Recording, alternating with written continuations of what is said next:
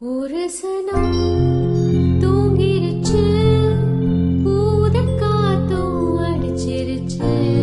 நேர் நேர் தேமா நிறை நேர் புளிமாங்கிறதுக்கு பதிலா புளி உப்புமான்னு எழுதியிருக்கான். காற்று புயலாகவும் வரும், தென்றலாகவும் வரும். அப்புறம் காற்று மூக்கிலிருந்தும் வரும், பேக்கிலிருந்து வரும். உடம்புல இருக்கிற 9 ஓட்டையில இருந்து ஒரு படம். எக்ஸாம்ல போட்டுக்குச்சுன்னா துவண்டு போறது, துடிச்சு அழுவுறது, தூக்குல தொங்குறது, தூக்க மாத்திரை போறது, துடிக்க துடிக்க தண்டவாளத்துல தலை வைக்கிறது, இதெல்லாம் பண்ணக்கூடாது.